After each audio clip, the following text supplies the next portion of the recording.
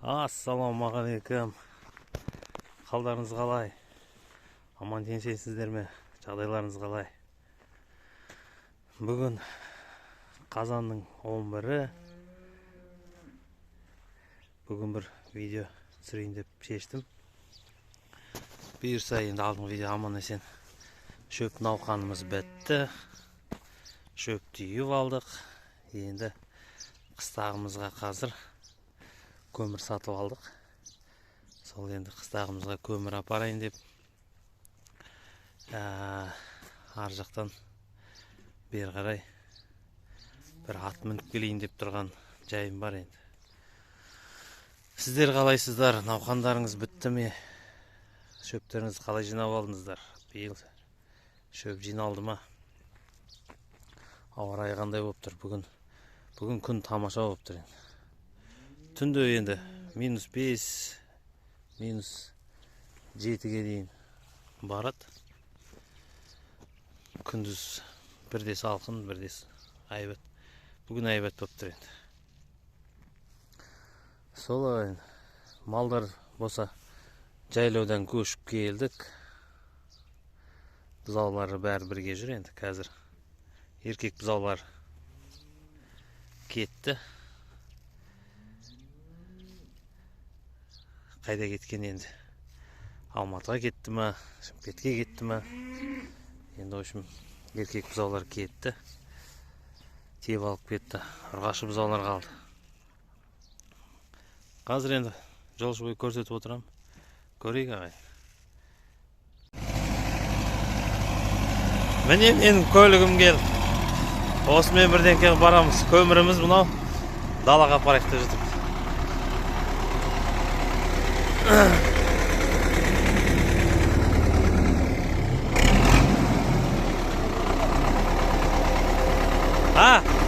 Мен сиям ба? Сен присеп көтірін. Сен присеп көтір.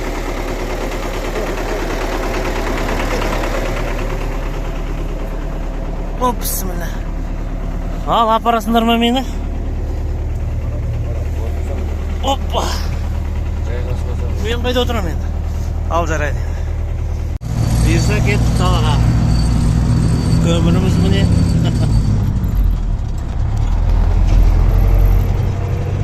Атпен қайтам қайтаға. Алды малдар жүр.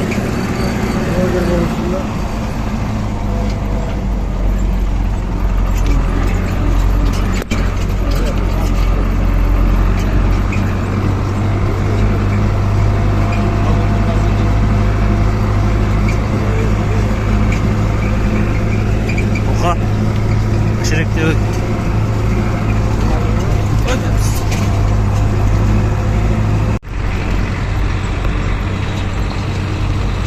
Келе жатырмыз.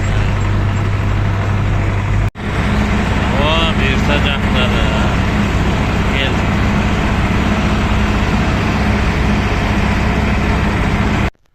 О, бұйырса келдік. Қаз аударады.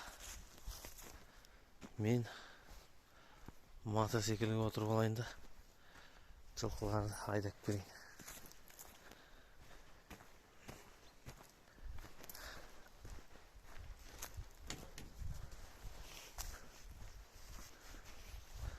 Арай таймаша күз келді. Жазымыз көзді ашып жұмғанша зу өте түсті. Енді қысқаға дайындық жүріп жатырдық.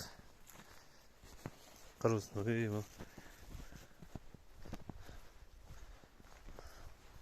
Мынауға қарайтымыз овчарка. Видеода жүреді. Алдыңғы видеоларда қазір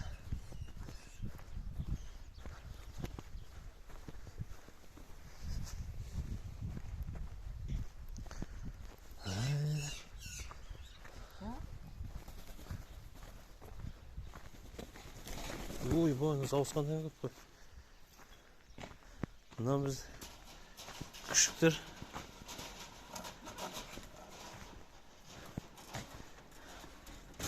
Жаңа екеуінен шыққан.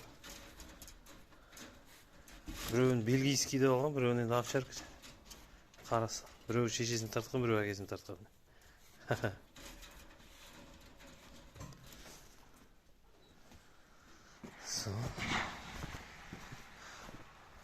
Мотоцикл. Міне. Мотоцикл енді менікі емес, сразу айтайын. Жаңа жігіттердікі. Мына жақта тағы да көрсете кетейін енді.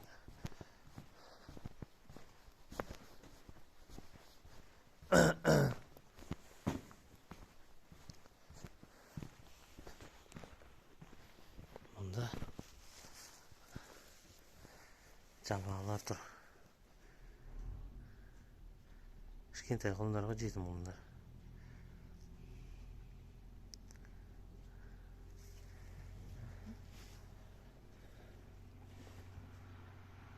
Жетім құлындар мынау.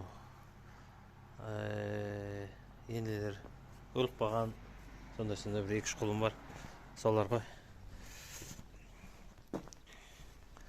Қазір енді мотоциклін оталдырып алайын. Бізбен бірге болыңыздар.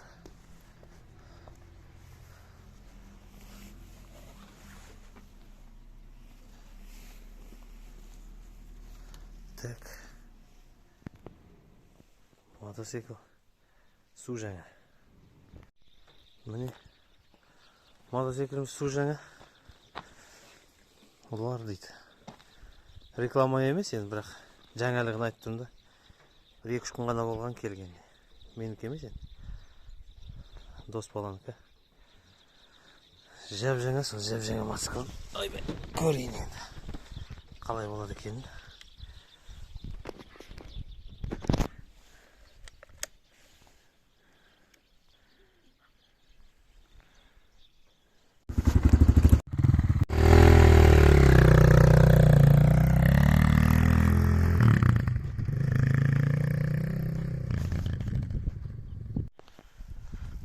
Міне бұйырса аттарға да келдік. Мынаны мініп кетейін деп тұрмын. Антай күнін өзім ұлым үйретіп болсын. Жуастау енді осыны мініп алайын ба деп тұрмын. Аларды қазір айдап үйге апарам. Далада міне табиғат осылай. Анау не 2 атым тұр. 2 ат енді жаз бойы. Жайлауда мал бақып келді, бұлардың енді реніш жоқ енді. Нелер жүдек өтіп сәпсім. Мыналар жайлауға бармай қалған, мінілмей қалды. Қазір осыларды айдап апарам қазір. Міне осыларды. Күн көз. Терлік күтті ғой мынау деген. Дарыр. Сикок кегенен мінгізіп мыналар. Арға жирен қасқан ұстау.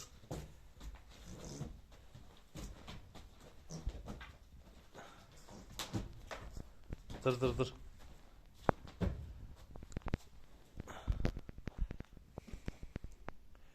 Қарагер. Бұл үйіріста білі көрді бұл. Қазір ат. Болашақ айғыр. Өзінің үйірін тозып жүр.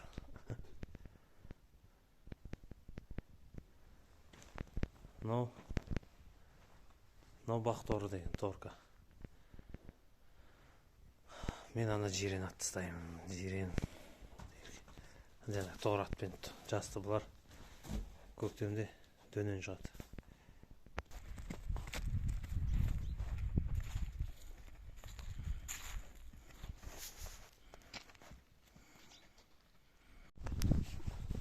Міне жирен құнанымызды мініп алдық. Жайдақ мініп келесіздім. Жаз бол, өзі 1-2 ақ қана ертоқым салынған өзі. Содан жаз бойы мінілген жоқ, қазір кішкене күй бар. Құтырып тұр, ертоқым салдырама, салдырмай ма деп. Жүрексініп салған жоқ, үйренген сол жайдақ. Жайдақ міне салайын деп. Енді содан ауылға қайтып бара жатырмын. бұйырса қазір жолшыбай сіздермен әңгімелесіп жолшыбайды сүре кетейін. Әрең ұстатты өздері. Әбден жылқыға да тәрбие керек деген сияқты.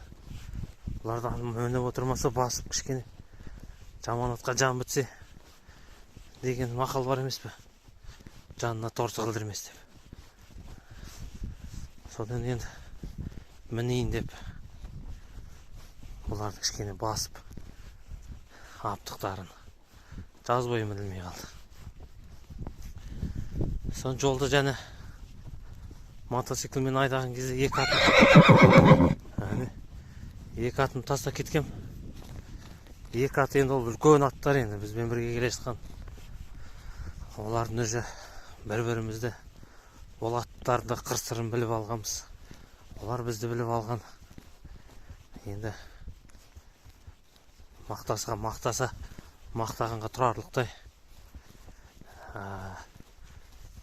бізбен бірге осы мал бағып келесіздер. Енді біз жаздың күні шопандар келеді, енді әртүрлі кісі келеді. Аттардың ішінен айналып кеп, осы сол екі атты мініп алады енді. Жайлы болғаннан кейін ба, мінездер жайлы болғаннан кейін ба. Биыл енді міне жас жігіт жайлауға ие бола алмайым деп басқа аттарды апарған жоқ. Сол екі атты алып кетті. Екі атты жаз бойы мініп арқасын қырдай қылып қайда бұлар жайлаудан бері қарай шыдап келді. Мынау енді мінілмей қалды. Жаз бойы міне мынау да самыспен жүрді. Енді самыстан үйрене алмай қайда сүрініп келе жатыр. Қазір екі атты көрсетем. Біздің жақтың табиғаты енді осы қазір. Бүгін күн тамаша сәті түсіп тұр екен, сол сәті байланып атты үйге әкеп алайын деп тұрмын. Ат емес енді бұл, болашақ айғыр.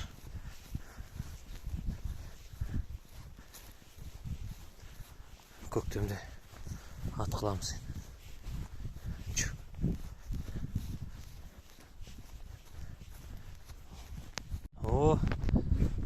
Жолда біздің бұқалар жүр.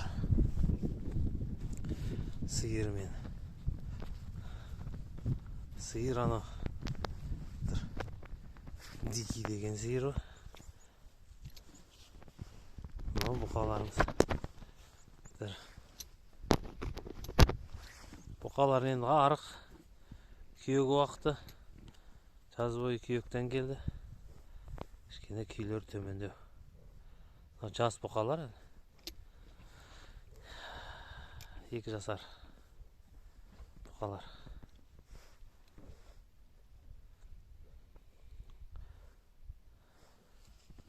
Жас бұқалар. Анау сиыр екеуінде дикий дейтіміз енді, екі дикий бірге жүр екен.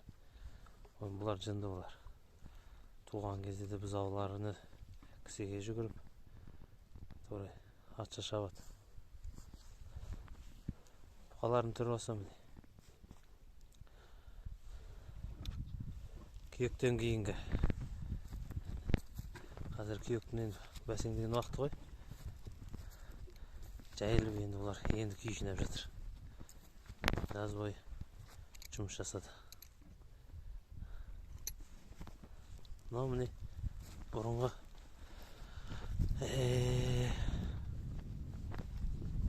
мына жерде бұрын ауыл болған. Ауылдың орны ештеңкесі жоқ, ауылдың түбі де жоқ. Бұрынғы заманы. Қазір құдығы тұр міне. Қазір орнына мал жайылып жүрген. Мына қараған ішінде ауыл болған. Міне бұрынғы заманның құдығы. Айдыр.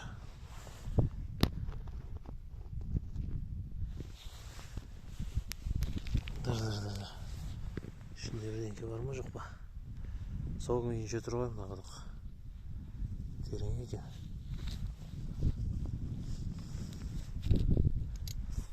Мына жерде ауыл болған Петровка деп айтады негізгі. Енді қазір олар орыстар келіп бұрын өздерінің аттарына қойып алған ғой. Петровка деп. Ана жақта бізде Поповский лес деген орман бар.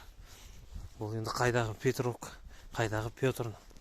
Негізгі аты содан сұрастыра келсек, негізгі өзіміздің қазақтардың бұрыннан қойған Иектас деген аты бар екен бұл жердің.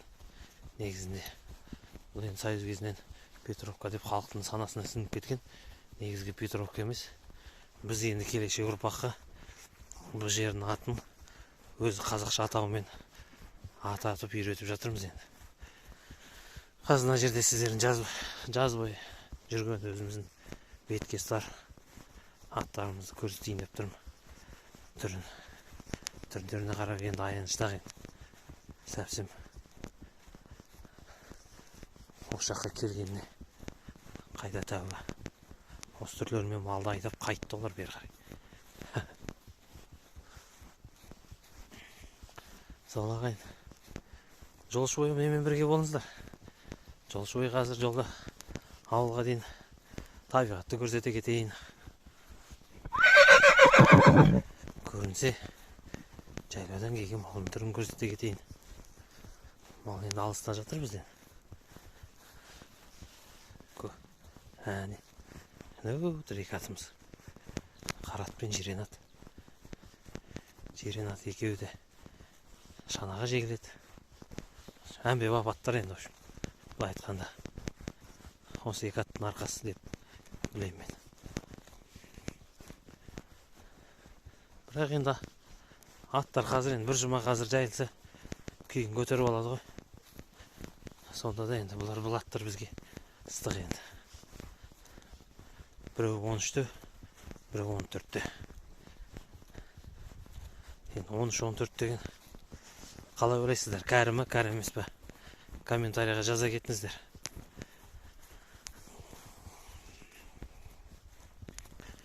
Аттың жасын білсеңіздер, мен біле қоймаймын. Біреу 20-ға дейін жасайды, біреу 25-ке дейін дейді.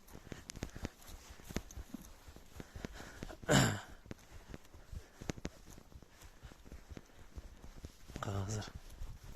Жоқ, той. Күйлер жайлаудан кешіп келгенімізде біраз болып қалды. Күйлерін жинақ қапты қайтадан. Ассалаумағалейкум. Мынау жирен ат. Мынау бір жас үлкен мына қараттан. Осы екеуімде дем алып жүр. Мазасын алмаймыз. Мынаның арқасын жауыр қылды деп еді, арғы жағын қарай салайыншы. Қалың қалай, бейхоне? Мынау енді менің өзім жекеменшік атым енді. Бұны өзім құлын тай күнінен пісіріп дайындап. Малға да, ат жылқыға да. Міне арқасы кішкене. Арқасы кішкене жазылайын деп қапты. Тұр. Арқасында бар еді. Жазыл қапты. Твай. Қазақи аттар. Бірақ бейілді аттар. Мынау қазір 13-те. Мынау 14-те. Қалай ойлайсыздар? Кәрі ме, кәрі емес пе? Жоқ, мыналар келгенде қу сүйектер еді. Бүйірлер шығып, әйбат болып қапты. Мынау жирен атымыз. Енді шатассам бір жылға ғана жатазам. Атак шатаспауым керек енді. Нақты білсем. Сол ағайын. Қалың қалай? Арқаң жазылып қапты ғой. Көктемге дейін қайтатын шығар Алла бұйырса. Көктемге дейін мінбейміз енді бұларды.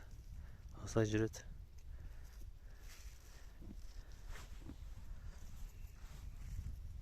Үлкен аттар. Мыналар жастар. Осылардың ізбасарлар. Дәп мына екеуіне мыналардың әлі жете қойған жоқ еді. Бұлардың көрген, бұлар көрген жоқ деп қойыншы. Сол ағайын. Ал енді бұйырса кеттік. Ары қарай. Алға қарай. Жарықта ертеректе жетіп алайық. Сиырларға барайын.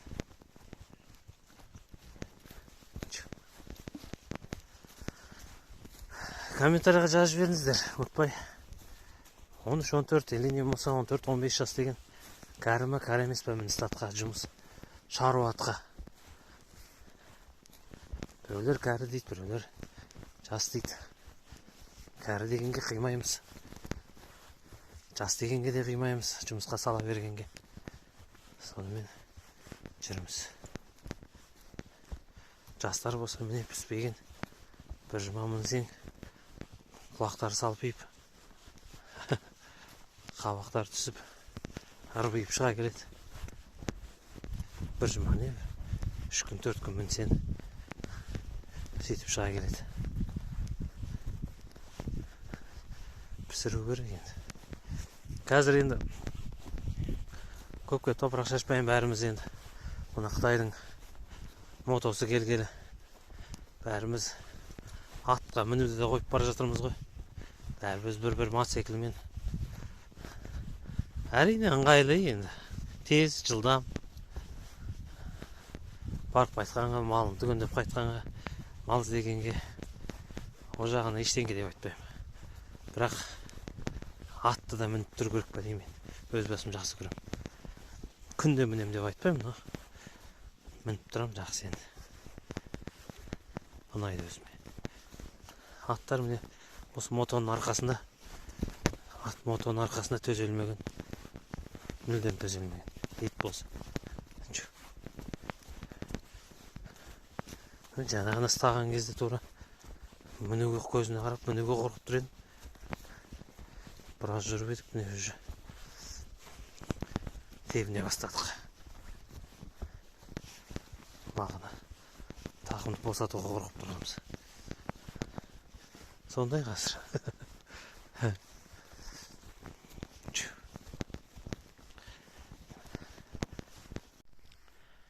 Міне сиырларға да келді енді.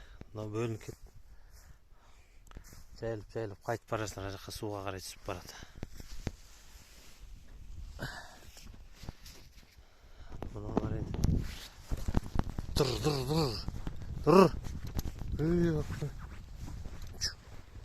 Бұл да жаналардың қасында жүріп үйреніп алған. Кете қалсам, қайта қалсам деп тұр ғой. Аналардың қасында. Мыналар міне. Мынау қазір сіздерге айтайын.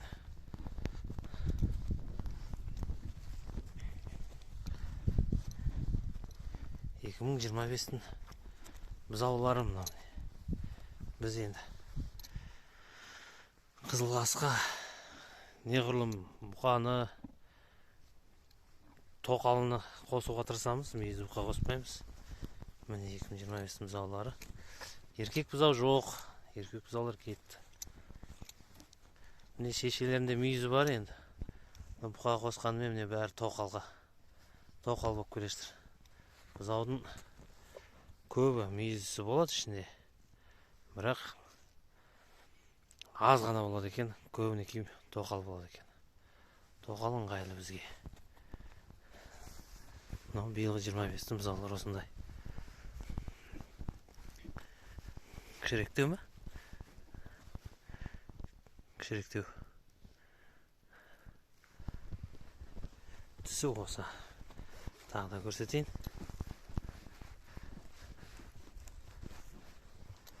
Қайтсаңда шей, не қылды жүрсіңдер? Барындар ан жаққа барындар. Міне келе жатыр. 2025-тің бұзаулар.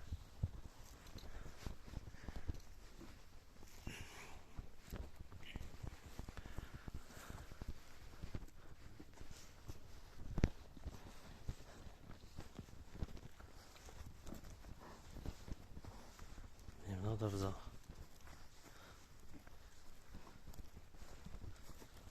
Тұр.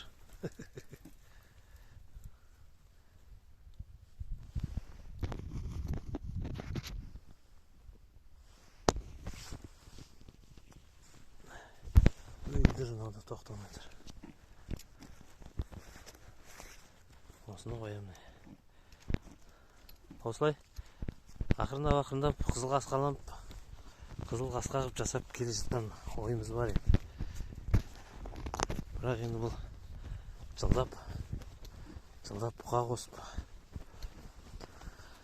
біраз уақыт алады.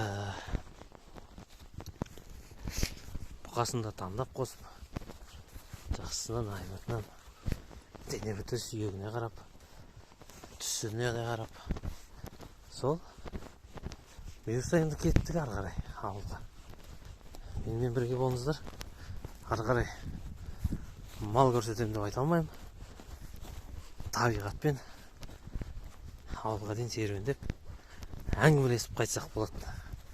Сіздер енді комментарияға жазып отырыңыздар.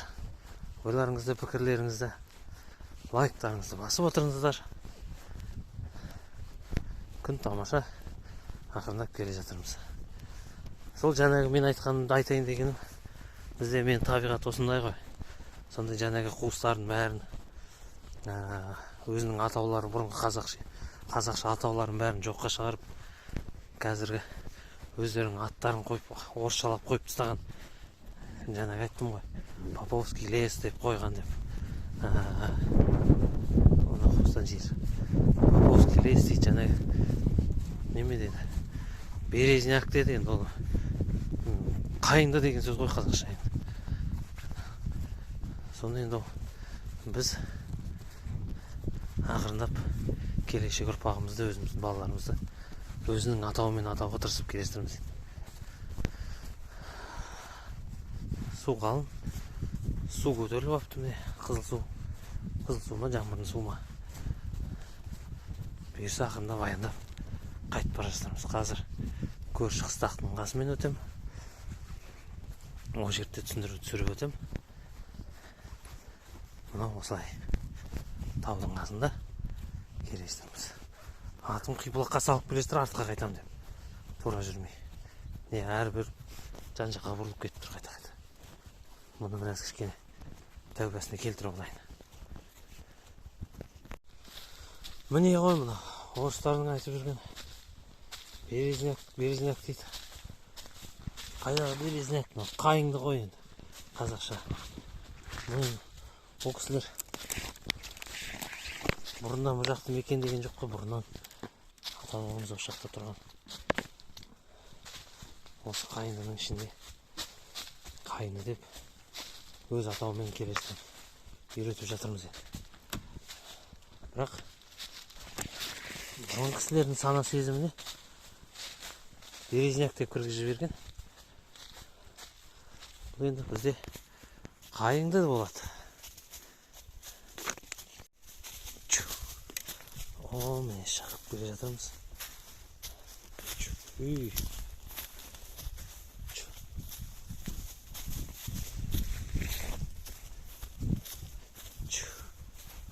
Міне мынаның бәрі қайың.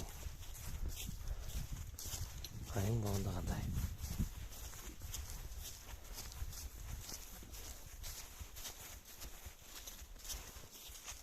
Орман ғой, өте алмаймыз. Шетінен қиып өттік.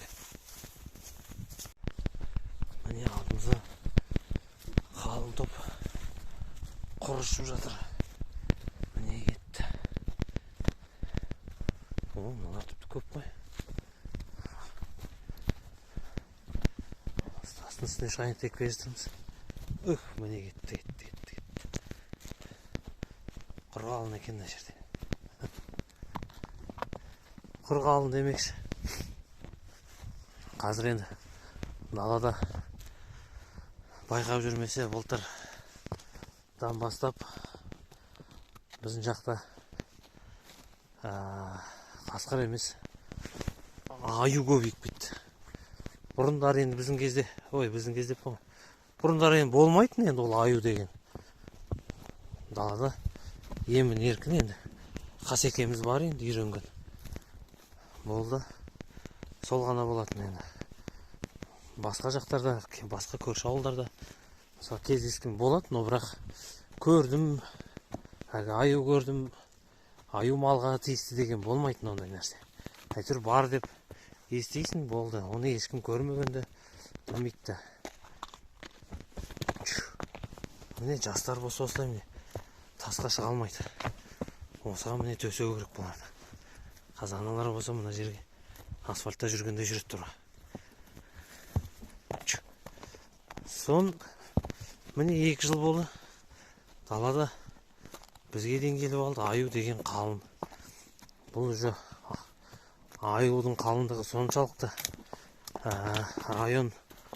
район орталығына маңайында жүр. Сол жаққа да кетіп қалып, кейбір ауылдарға кіріп кетіп жатқандар. Биыл Шығыс Қазақстан сол аюмен шулатып тұр кішкене.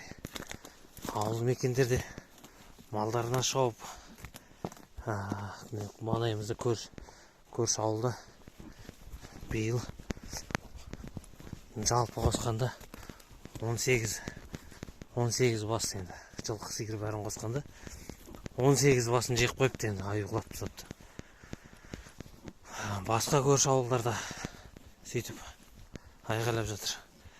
Аю тиісті деп. Малдарына. Былтыр биыл біздікі тыныш, былтыр біздікіне де тиіскен.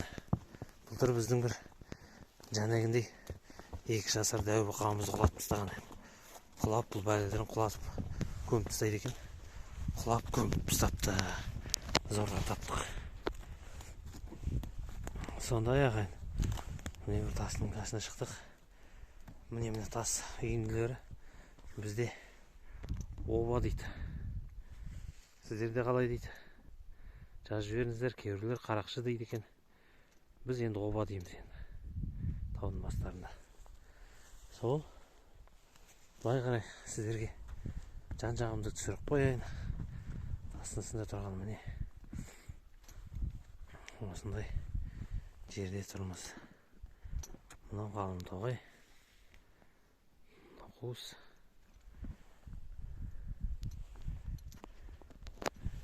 Біз мына жақтан келе жатырмыз. Енді көрші қыстақтың қасына келіп қалдым. Мына таудың үстінен көрінеді, сондықтан тауға шықтым. Міне жаңа ғана ұстаған кезде арқырап тұрған құнаным енді міне тура момақан бола қапты ғой.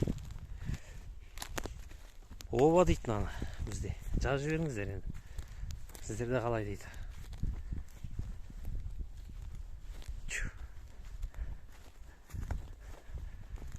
Міне көрші қыстақтың үйі көрінді. Кішкене төмендеп алайын. Мыналар жастар ғой міне. Мынандай тау таспен жүре алмайды. Осыларды осы тау тасқа пісіру керек болып тұр. Аналар жаңағыдай мұндай жермен айтып тұрмын ғой, асфальтпен жүргендей жүреді тұр. Мыналар қорқады. Зорлықпен әкеле жатқан осы келе жатқанда.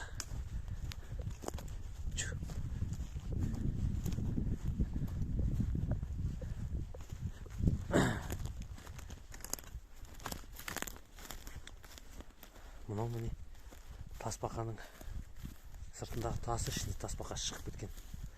Соған ұқсайды екен. Мына тас. Көрініп тұрса сіздер күнге қарсы екен. Бәлі, батареям отырайын деді. Телефоным таңертең дұрыста қуаттамай шығып едім. Мынау міне көрші қыстақтың қасынан өтеміз. Үйі тұр, қорасы тұр, қасында малы жүр. Мен бұл қыстаққа соқпайым, арқары өте шығам. Телефонымның қуаты азайған екен. Мына жерден абайлап түсіп алайын. Содан турасынан ары кетемін. Сол ағайын, қазір жарты жолда кездесеміз енді. Телефоным қуаты бош қалмаса. Жирентайым құлағы міне не болып кетті деді ғой деймін. Құлан тай дей береміз енді. Сенің тайың өспеуші ме еді деген секілді. Құлынға тай кезінен тай деп енді ол құнан дөненге шығады, әлі тай дейміз. Жирентай десем, сенің тайың өспеуші ме еді дейді ғой. Сол ағайын. Енді мен надан аянып түсіп алайын. Тағы да қазір ана жаңағы Поповский лес деген қасынан өтем. Оның қазақша атауын енді білмеймін, неге Поповский лес, неге бір қайда жоқ бір Поповтың фамилиясын жаңғыртып жүрміз білмеймін. Сонда атын өзгертеміз енді. Әр сайдың атын орыстар орысша қойып тастаған ғой. Бұның енді қазақша атауы болды ғой кезінде. Сол. Бізбен бірге болыңыздар. Түсіп келе жатырмыз енді. Тағы да бір тоғайдың ішіне қарай келе жатырмыз енді.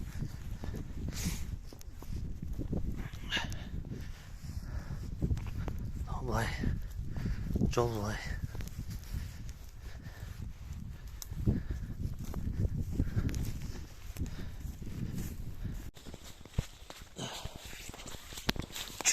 Чуй, тұрып қалмасын.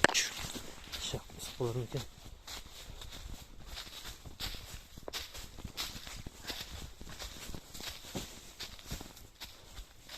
Мына жақтай бар. Мына жақ бар ма?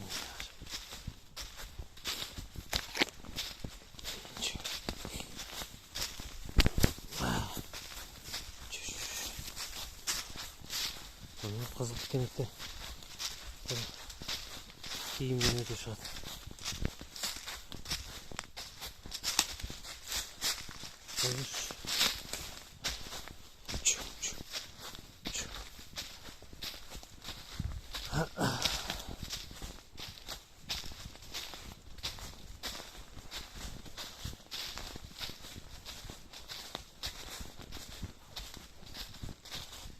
Жайтоғай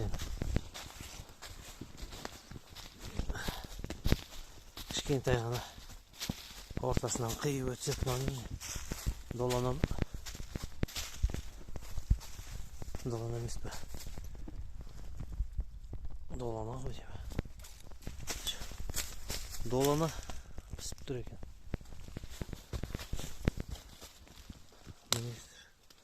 Долана. Көп екен өте долана.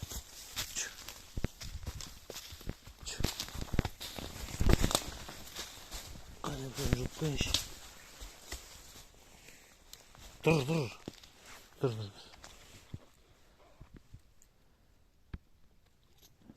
Жоқ, бұл долана емес.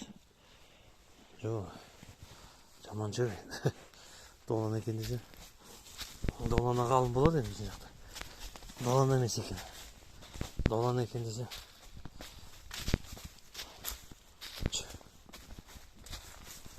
Тіпті қызарып пісіп тұр. Аю осыларға келеді ғой енді осыларға. Аю енді қорқынышты, содан кейін бет алды. Бұрын жайыда жүре беретінбіз енді. Қазір жайып жүрмеуге тырысамыз енді. Қорқынышты енді. Содан енді жаңағы аюдың әңгімесін жалғастырайын. Содан халық болып районнан көмек сұрап, районный әкімшіліктен арнайы аңшылардан топ құрып, содан сол топтар шығып жиналып жатқан енді.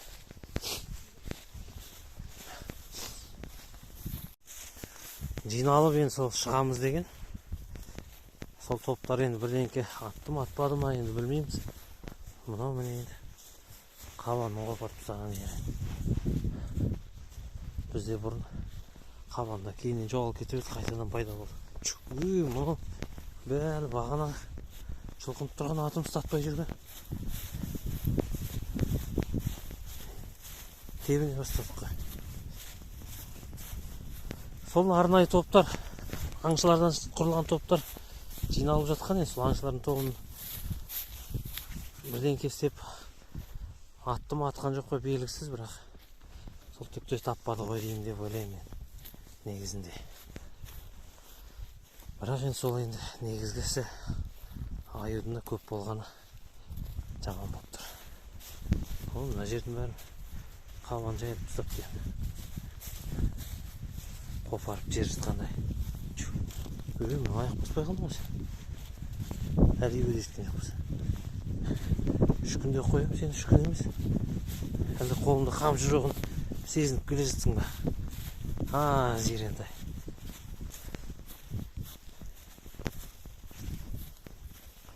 Міне мына жердің бәрін қопарып тастапты. Картоп еккендей. Әлі жарты жолдамыз енді. Таудың етегінде келе жатырмыз.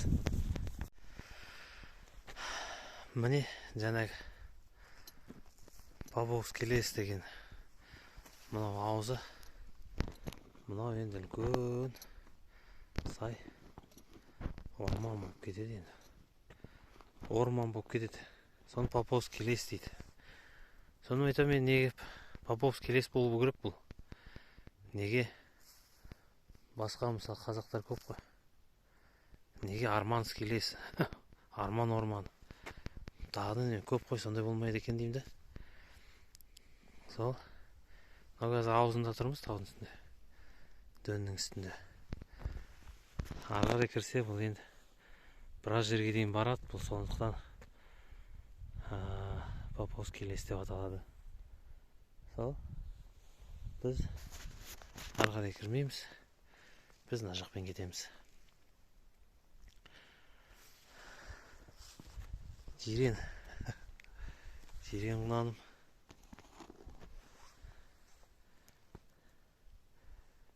Бағана көз шатырайып тұр. Көз шатырайып. Кісі шошытып тұрып еді енді. Жып-жыбас болып қалды, бір-екі дөңге салып едім.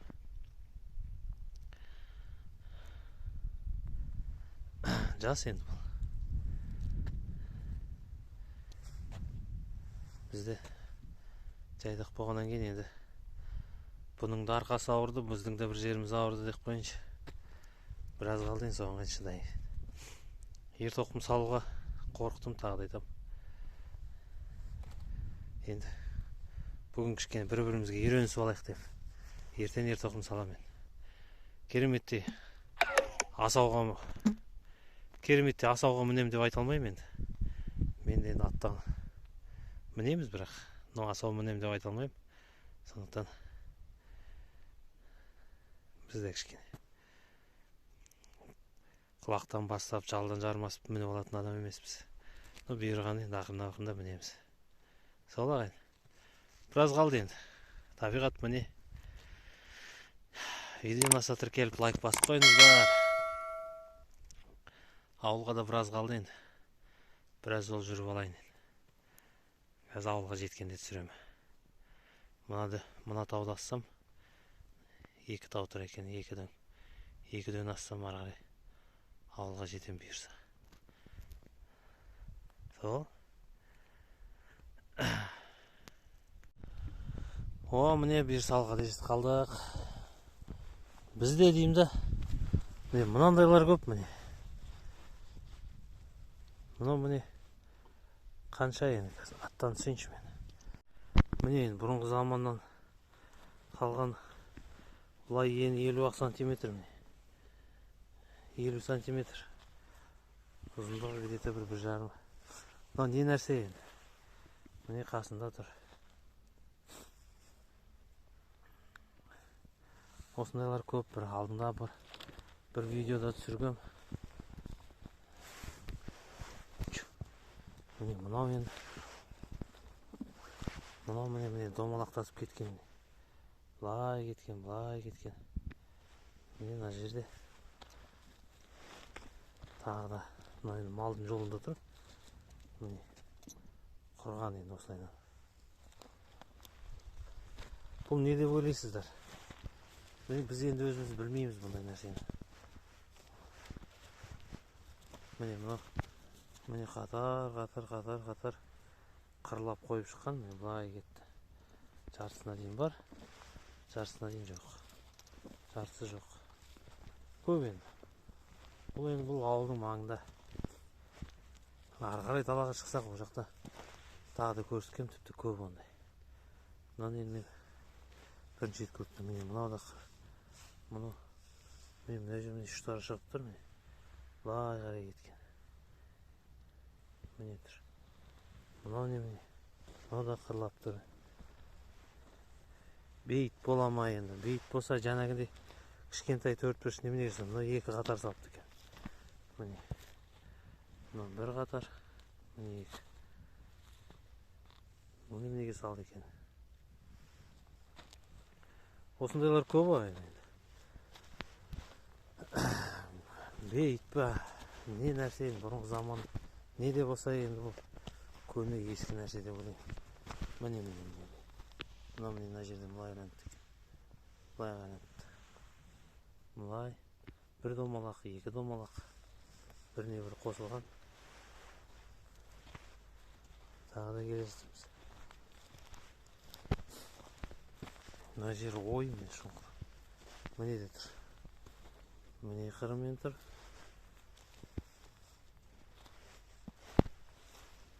Міне төрт бұрышты тұр. Мынау да сол міне. Кішкентай ғана міне былай. Ені 50 сантиметр, ұзындығы 1,5 метр болатын аяқ. Енді бұл бейт десек енді балаға болмаса. Міне мына жақта да. Осындай нәрселер көп енді. Білсеңіздер, жазып айтып жеріңіздер. Бұйырса ауылға тақа қалдық. Телефоным қуаты отырайын деп тұр. Қазір ауылға кіре беріс жүремін. Бұйырса ауылға да жеттік. Тастан өтіп басақ. Ауылға да кеп қалдық.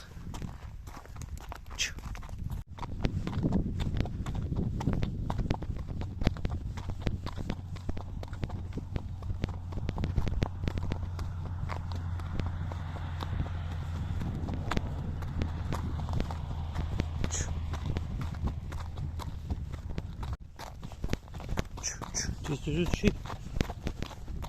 Машина geçtir. Şöyle ama ötmeyin.